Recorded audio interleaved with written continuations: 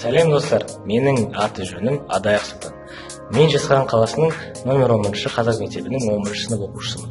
Және мен мамықтар әлемін ашамыз атты форумға осы видеоблогын дайындап келдім.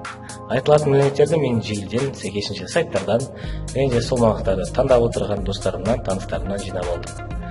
Өзім жоғары медицина бағытын таңдап отырмын. Енді медицина бағытын жалпы ала отырып айтып кетсем. Ешкімге таң емес, ауырмайтын адам болмайды. Адам жанының арашашысы дәрігер мамандығын меңгеру ерен еңбекті, қажыр қайратты, төзімді, терең білімді қажет етеді. Біздің елімізде дәрігерлердің жетіспеушілігі білінуде. Оған куә өткен жылы бүкіл адамзат бетпе-бет келген эпидемия коронавирус.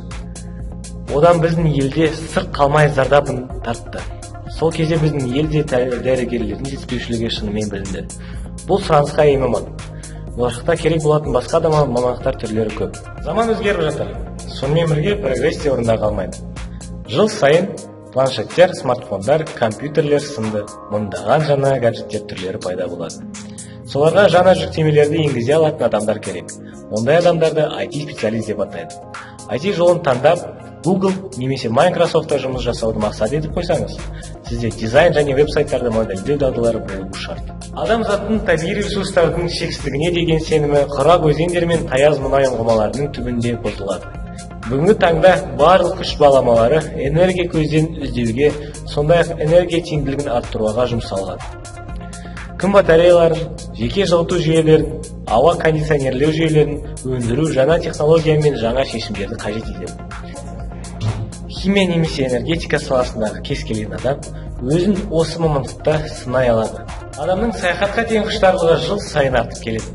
Бүгінде адамдар Қызыл теңізге, Қарлы Гималайға тартылады. Кәсіби туристік менеджер клиенттерге экзотикалық туристік бағыттарды ұсынай алады. Ең қолайлы жолды табады және жайлы демалуды қамтамасыз етеді. Дәл осы мамандық 5 жұлдызды қонақ үйде жоғары ақылы жұмыс орнына кепілдік береді. Осымен менің ойымша болашақта сұранысқа ие болатын мамандықтар тізімі аяқталды. Заман талғамдары жыл сайын өзгереді. Және кім біледі, әлі бұрын соңды болмаған жұмысының әр түрін шеберін орындай алатын робот пайда болса да, өз жұмысын жақсы көретін, жақсы білетін адам ешқашан да керексіз болып қалмайды. Назарларыңызға рахмет.